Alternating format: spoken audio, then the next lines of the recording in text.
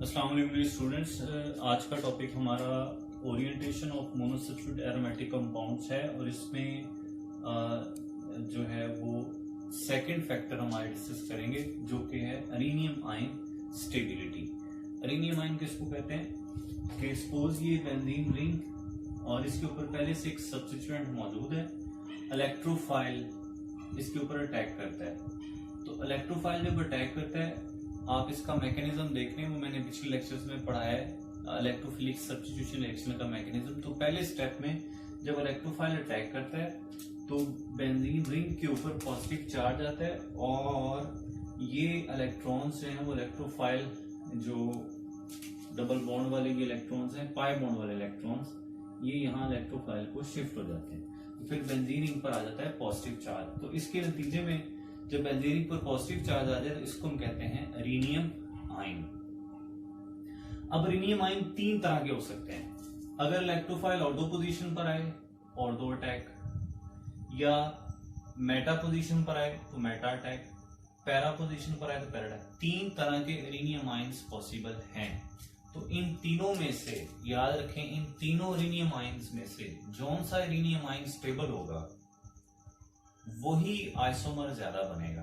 यानी अगर ऑर्थो और पैरा वाला स्टेबल है तो फिर ऑर्थो और पैरा वाला सब्स्टिट्यूएंट बनेगा, और अगर मेटा वाला ज्यादा अरेनियम आयन स्टेबल है तो फिर मेटा वाला प्रोडक्ट जो है वो बनेगा।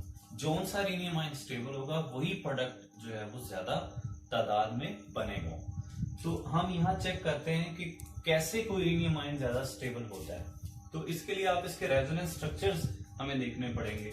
ये अरेनियम आयन, ये दोनों इलेक्ट्रॉन्स जो हैं ये अगर अटैक करते हैं यहां से, ये कार्बन इन दोनों इलेक्ट्रॉन्स को लेता है और ये कार्बन इसको शेयर कराता है इलेक्ट्रोफाइल से। तो फिर इस तरह ये इलेक्ट्रोफाइल आकर अटैच होता है ऑर्थो पोजीशन पर।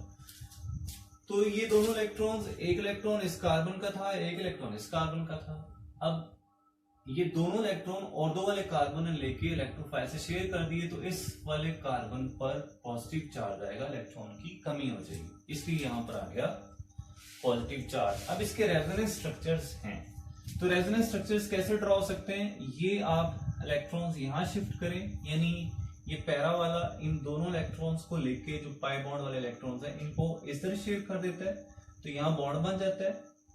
इस कार्बन का इलेक्ट्रॉन जो इस बॉन्ड में था वो आगे चला गया, इसलिए इस कार्बन पर आ गया पॉजिटिव चार्ज। आगे ये बॉन्ड यहां शिफ्ट होगा तो देखें क्या होता है कि इस कार्बन ने क्या किया, ये दोनों पाई बॉन्ड वाले इलेक्ट्रॉन्स लेके इसको शेयर करवा दिए, तो फिर इस कार्बन पर आ गया पॉजिटिव चार्ज। सिमिलरली मेटा पर क्या होगा कि मेटा पर अटैक इस तरह होगा कि मेटा वाला कार्बन ये दोनों इलेक्ट्रॉन्स को लेके इलेक्ट्रोफाइल से शेयर कर देगा। ये कार्बन इलेक्ट्रोफाइल को दोनों इलेक्ट्रॉन शेयर कर दे, तो फिर इलेक्ट्रोफाइल मेटा पर आकर लग सकता है।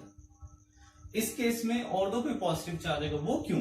क्योंकि मेटा ने ये दोनों इलेक्ट्रॉन्स, जो एक ऑर्थो का था एक इसका मेटा का था, दोनों इलेक्ट्रॉन्स लेकर इलेक्ट्रोफाइल को शेयर कर दिए, तो फिर ऑर्थो पर इलेक्ट्रॉन की कमी होगी।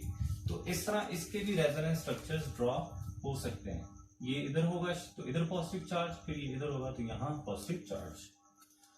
पैरा पर अटैक कैसे हुआ? पैरा पर यूं हो सकता है कि पैरा जो एटम है इसके पास ये पाई बॉन्ड इसने इधर मेटा के साथ, इस वाले मेटा के साथ बनाया हुआ है, तो ये पैरा इन दोनों इलेक्ट्रॉन्स को लेकर शेयर करवा देगा इलेक्ट्रोफाइल से। तो इस तरह पैरा के साथ आके जुड़ गया इलेक्ट्रोफाइल। ये हाइड्रोजन हम वैसे शो करते हैं, आपको पता है बेंजीन रिंग पे हर कार्बन पर एक एक हाइड्रोजन होता है। तो मेटा वाला जो इलेक्ट्रॉन था ये भी आगे चला गया, लिहाजा इस मेटा पर आएगा पॉजिटिव चार्ज। आगे इसके रेजोनेंस स्ट्रक्चर यूं ड्रॉ हो सकते हैं। जो साथ वाला डबल बॉन्ड है वो इधर शेयर करेगा, यहां पॉजिटिव चार्ज आ जाएगा, फिर ये इधर शेयर करेगा तो इधर पॉजिटिव चार्ज आ जाएगा। ऑर्थो और पैरा का केस आप पहले देखें।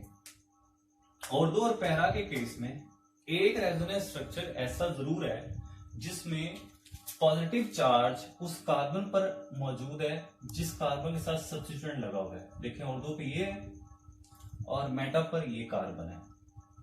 ऑर्थो और पैरा में एक ऐसा स्ट्रक्चर जरूर है जिसमें उस कार्बन पर पॉजिटिव चार्ज है जो डायरेक्ट सब्स्टिट्यूएंट से अटैच है, जबकि मेटा के केस में ऐसा कुछ नहीं है। अब सपोज करें अगर ये सब्स्टिट्यूएंट इलेक्ट्रॉन डोनेटिंग हो, अगर ये सब्सटेंट इलेक्ट्रॉन डोनेटिंग हो, अगर ये सब्सटेंट इलेक्ट्रॉन डोनेटिंग हो तो क्या होगा, ये इस पॉजिटिव चार्ज वाले एटम को इलेक्ट्रॉन्स डोनेट करेगा, जिसकी वजह से इसके पॉजिटिव चार्ज में कमी होगी। जब किसी आयन के चार्ज में कमी होती है तो वो आयन स्टेबल होता है। यही वजह है कि इलेक्ट्रॉन डोनेटिंग ग्रुप्स या आप कह लें एक्टिवेटिंग ग्रुप्स जो बेंजीन रिंग को इलेक्ट्रॉन देते हैं, वो अगर ऑर्थो और पैरा पर मौजूद होंगे तो इरेनियम आयन जो है वो स्टेबल होगा। इसलिए एक्टिवेटिंग जो ग्रुप्स हैं वो ऑर्थो और पैरा वाले इरेनियम आयन को स्टेबल करते हैं इलेक्ट्रॉन देकर। इलेक्ट्रॉन जब देते हैं तो पॉजिटिव चार्ज में कमी आ जाती है। जबकि अगर यहां एक्टिवेटिंग ना लगाया जाए, डीएक्टिवेटिंग ग्रुप लगाया जाए, फिर क्या होगा?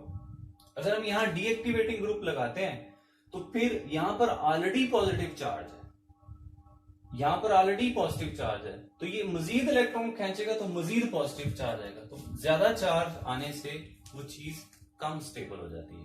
चार्ज वाली चीज स्टेबल नहीं होती, जितना चार्ज ज्यादा होगा उतनी वो कम स्टेबल होगी, जितना चार्ज उसका कम होगा उतनी वो ज्यादा स्टेबल होगी।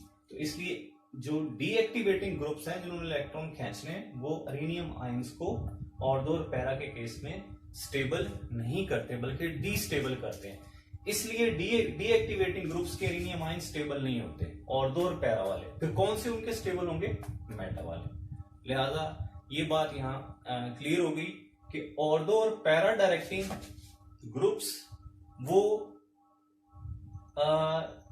होंगे जो एक्टिवेटिंग ग्रुप्स होंगे, वो ऑर्थो और पैरा वाले इरेनियम आयन को स्टेबल करते हैं इलेक्ट्रॉन देकर।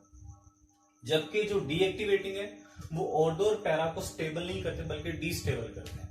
तो फिर उनके लिए कौन सा सूटेबल होगा? डीएक्टिवेटिंग के लिए मेटा अटैक ज्यादा सूटेबल होगा। तो हम नेक्स्ट व्हाइट बोर्ड स्क्रीन की तरफ मूव करते हैं।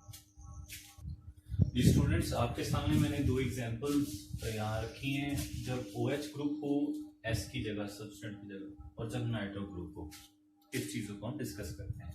OH ग्रुप आपने पीछे पढ़ा, ये एक्टिवेटिंग ग्रुप है, ये बेंजीन रिंग को इलेक्ट्रॉन डोनेट करता है बाय रेजोनेंस इफेक्ट। तो आप ये वाला रेजोनेंस स्ट्रक्चर देखें जिसमें कार्बन पर पॉजिटिव चार्ज है जो कार्बन सब्स्टिट्यूएंट से अटैच है। इस स्ट्रक्चर को आप यहाँ पर लिखें और सब्स्टिट्यूएंट की जगह OH लगा दें। अब आप चेक करें, लोन पेयर यहाँ शिफ्ट होगा और यहाँ पॉजिटिव चार्ज खत्म हो जाएगा, यहाँ डबल बॉन्ड ऊपर पॉजिटिव चार्ज, और ये एक नया स्ट्रक्चर बन जाएगा। यानी जब इलेक्ट्रॉन डोनेटिंग एक्टिवेटिंग ग्रुप होगा जिसमें जैसा वो है, जिसके साथ लोन पेयर भी हो, OH, NH2, इस तरह के ग्रुप्स सारे के सारे, इवन CH3 मिथाइल ग्रुप भी हाइपर कॉन्जुगेशन से इलेक्ट्रॉन देता है। तो जितने भी एक्टिवेटिंग ग्रुप्स आप लगाएंगे वो ना सिर्फ इसके पॉजिटिव चार्ज को स्टेबल करने के लिए इलेक्ट्रॉन देंगे, बल्कि वो क्या करेंगे, वो एक नया रेजोनेंस स्ट्रक्चर भी बनाएंगे। तो इट मींस ऑर्थो अटैक के केस में 1, 2, 3 और चौथा रेजोनेंस स्ट्रक्चर ये वाला बनता है। इसलिए मैंने सारे का 1 मोर रेजोनेंस स्ट्रक्चर। और आप लोगों ने पढ़ा हुआ है कि जितने ज्यादा किसी के रेजोनेंस स्ट्रक्चर होंगे उतनी ही वो चीज ज्यादा स्टेबल होती है। तो इसलिए ऑर्थो अटैक स्टेबल होगा कब? जब एक्टिवेटिंग ग्रुप यहां पर अटैच होगा। अब आप दूसरी चीज देख लें, पैरा अटैक। पैरा अटैक में पहले जो मैंने ये डायग्राम बनाई थी उसमें बच्चों थोड़ी बहुत एरर थी, तो इस एरर को आप लोगों ने दुरुस्त कर लेना है। मैंने अब डबल बॉन्ड्स की पोजीशन थोड़ी सेट की है, तो इसको आपने चेक कर लेना है। जो मैंने पहले बनाई हुई थी उनको थोड़ी चेक करके ठीक कर लेना है। ये इधर होगा, यहाँ डबल बॉन्ड, फिर ये ऊपर शिफ्ट होगा तो यहाँ डबल पॉजिटिव चार्ज है वो आ जाएगा। ये यहाँ शिफ्ट होगा तो यहाँ पॉजिटिव चार्ज। ये अपनी स्ट्रक्चर्स आपने सेट कर लेंगे। तो पैरा अटैक के केस में ये आप रेजोनेंस स्ट्रक्चर देखें जिसमें उस कार्बन पर पॉजिटिव चार्ज है जो सब्स्टिट्यूएंट से अटैच है। ये रेजोनेंस स्ट्रक्चर उठा के मैंने इधर लिखा हुआ है और सब्स्टिट्यूएंट की जगह मैंने एक्टिवेटिंग ग्रुप लगाया हुआ है OH। तो देखें यहाँ पे भी ये इलेक्ट्रॉन डोनेट हो गए, तो इलेक्ट्रॉन डोनेशन से ना सिर्फ ये पॉजिटिव चार्ज स्टेबल होगा बल्कि एक और रेजोनेंस स्ट्रक्चर भी बनेगा, 1 मोर रेजोनेंस स्ट्रक्चर। तो दो तरीकों से ये स्टेबल करते हैं, इलेक्ट्रॉन दे के पॉजिटिव चार्ज को स्टेबल करते हैं, दूसरा नई रेजोनेंस स्ट्रक्चर बना के। तो पैरा के केस में भी 1 2 3 और 4 रेजोनेंस स्ट्रक्चर है। इसका मतलब है कि ये ऑर्थो और पैरा दोनों के केस में ज्यादा स्टेबल हो गया। कब? जब ऊपर लगा होगा एक्टिवेटिंग ग्रुप। इसलिए एक्टिवेटिंग ग्रुप हमेशा ऑर्थो और पैरा टैग देते हैं, क्योंकि उनके रीनियम आयन स्टेबल हो। अब हम आ जाते हैं डीएक्टिवेटिंग ग्रुप। अगर आप एस की जगह डीएक्टिवेटिंग ग्रुप नाइट्रो ग्रुप लगा दें, तो फिर ऑर्थो के केस में देखिए सेम यही स्ट्रक्चर है, मैंने बस एस की जगह क्या लगाया हुआ है, नाइट्रो ग्रुप।